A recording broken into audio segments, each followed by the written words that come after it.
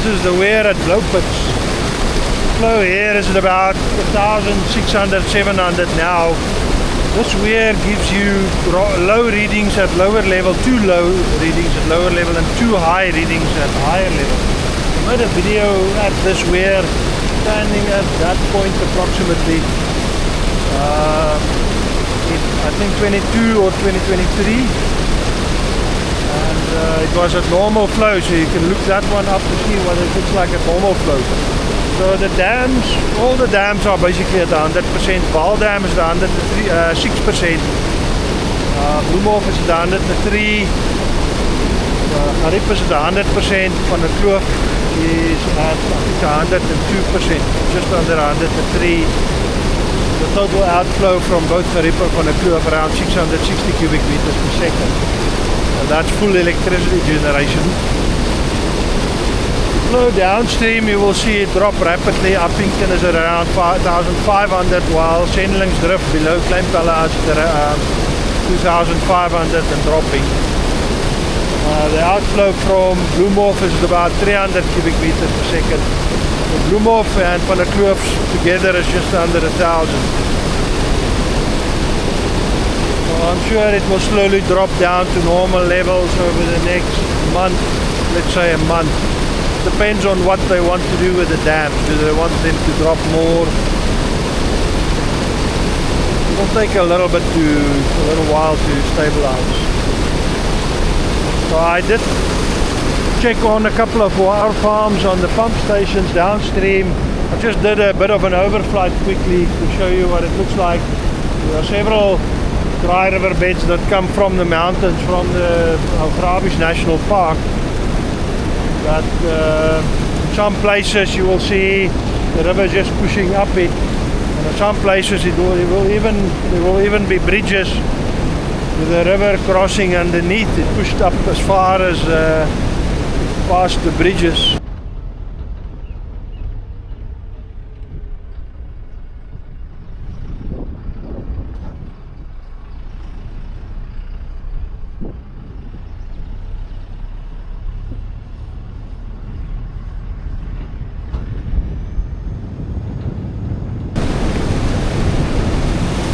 Beautiful area in general. Agricultural fields and lands tucked in between the mountain and the river. Some areas it gets very narrow.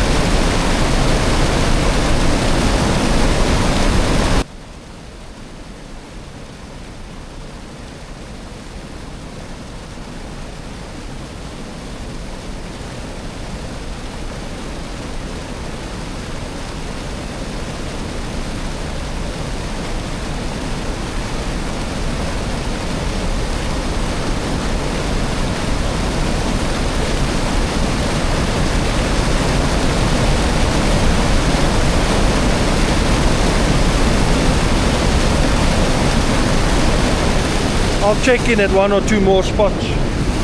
So I'm back at the site of the Kakamas levies. one of these sites. It was a big fight along the whole length of the river.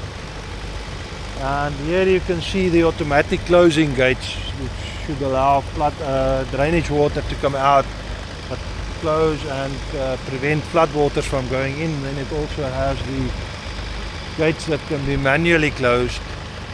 These have leaked through, causing them to close it off and pump the water out.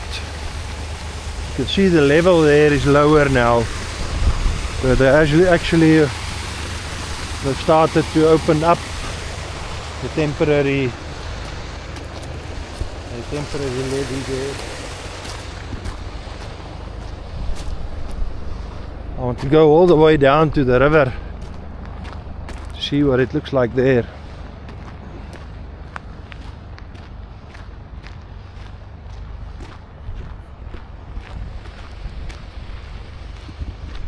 So all of these vineyards were underwater.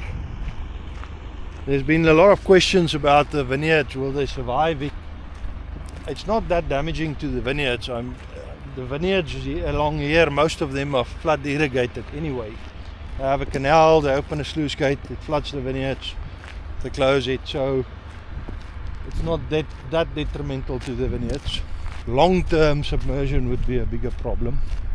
This also gives you a good indication of how much the river has dropped. Where I'm walking now, the day that it was lying there at the sandbags, I was actually, I tried to walk down here, but it was submerged.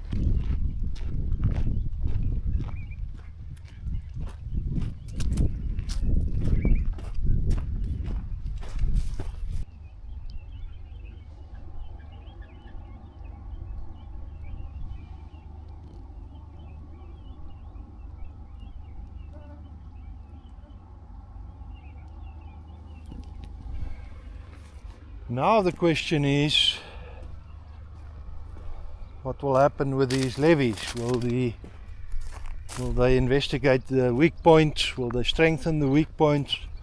Will they change anything to the level? It's not always possible to do something about the level, but that needs to be investigated.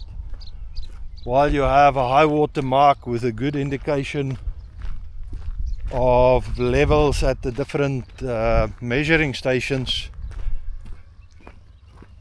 might be a good idea to just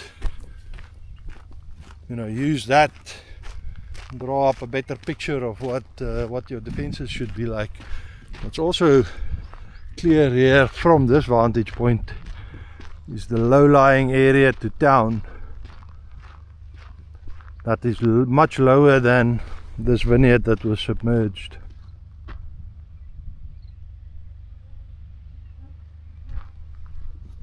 That'll be the last river update for a little while until things change seriously. So the next video will probably be another installment on that adventure we had.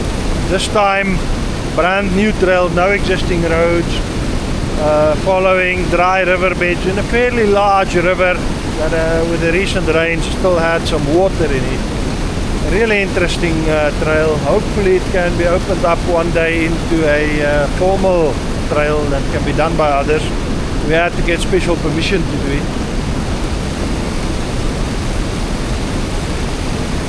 So hopefully I'll see you on that one. See you on the next one. Cheers. So hopefully we'll see you on that one. Cheers. Just a large comment. See how high the river was. You can see the line up there. It's damaged this top part of the levee a little bit. So that's the line. You can even see that dark line on the bridge, the pillars. Quite a lot more water dropped down. You can also see the line follow through in the bridge and bushes on the other side.